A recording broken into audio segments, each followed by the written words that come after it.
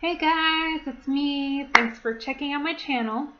So today I will bring up a topic that I have been, first of all, reading about, second of all, actually experiencing.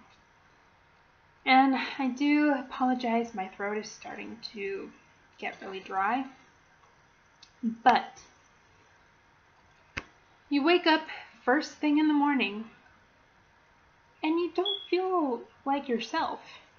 You feel groggy. You feel like anything will just make you explode. You might even have a headache. You wonder why you feel that way when you actually went to sleep feeling great. Now, our bodies are composed mainly of water. And as a recent article that I read that I really don't know where it is in Google anymore, but I will look for it later.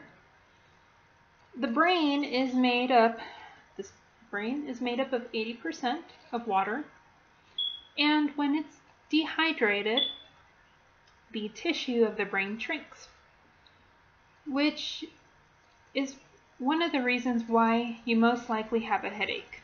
Now, I'm not saying all headaches are dehydration.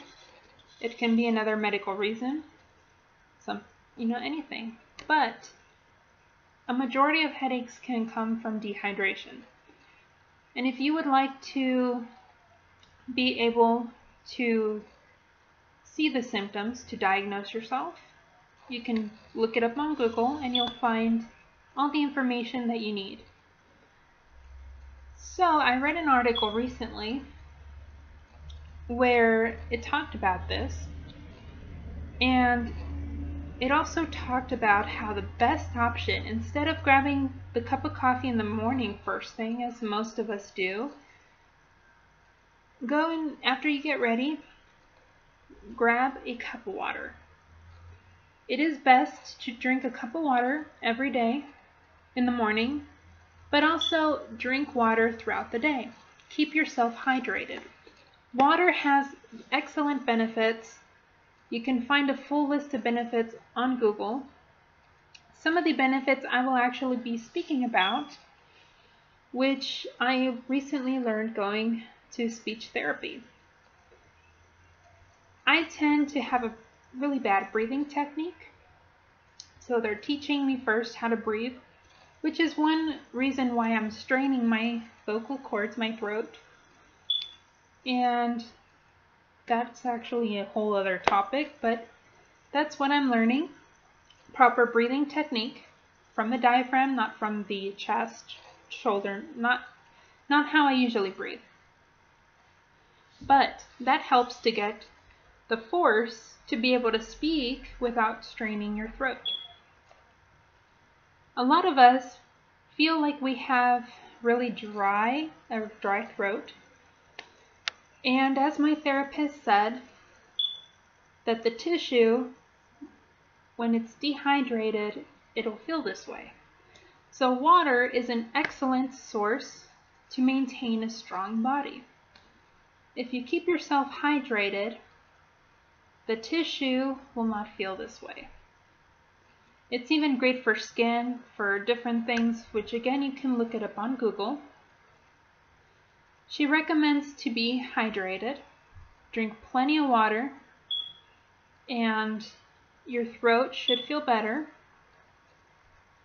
She also mentioned, which I thought was an excellent visual for me, a lot of us wonder why our tissue is much better now, or better before than it is now, or now compared to a few years from now. Well, tissue is like skin. Our skin is elastic while we are young. As we get older, our skin becomes less elastic and we start to get wrinkles, sagging, different things. The tissue is also the same way. It doesn't sag or anything, but it's the same way. It can withstand a lot of things while you're young. And let's say, like in my case, I didn't use the diaphragm, so I'm straining all of this right here, the throat, and it feels dry. I'm also a mouth breather, so that doesn't help much. I have issues in this area, the nose, so I can't really breathe, but it's being treated. But the skin is similar to tissue, like that example. So the tissue can withstand as much as it can when you're young, but in a few years from now or further down the road, it won't be that way. So we have to maintain ourselves hydrated first of all. Second of all, have proper breathing techniques so that we're not straining the vocal cords or the throat. What also can contribute to having a dry throat is all of this, the nose passages, everything is actually connected, your mouth too, everything. All of this is actually connected. So keep hydrated, because the more that you keep hydrated, the better the skin, the tissue, everything will be. Now have proper breathing technique, because even if you do that, you could be still straining your throat, and I'm assuming you will still have that feeling. So as a brief coverage for proper breathing technique, I have read a lot of videos recently with comments of people saying that the technique described in the video is incorrect, so I'm not going to get too much into it, only from what I've learned. You sit up, just like the therapist said, straight. Pretend like you're a puppet, you have a string right here, you're sitting up straight. Don't slouch, right? Because a lot of us are used to slouching. When you slouch, you don't get enough oxygen. You end up using your chest. So stand up straight. It's actually also good for your spinal cord, because I've been told that the spine starts curving after so many years. So keep straight. My bad technique was this. It's not right. Of course the chest will move, but not that way. The lungs are within the chest cavity. So you need to use the diaphragm to be able to get proper breathing. You can't really see it here, but should be. She also recommends keeping your hands like this on your stomach when you're first learning to breathe this way again, because we actually are born breathing this way. You see a baby's tummy go up and down. That's the natural way.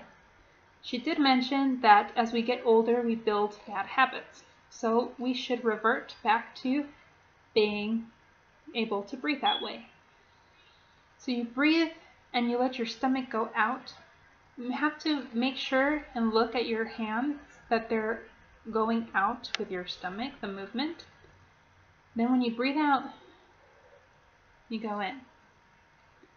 So the diaphragm, I'm not going to say too much about it, but I've seen videos where they explain it, that it goes up and down, different things.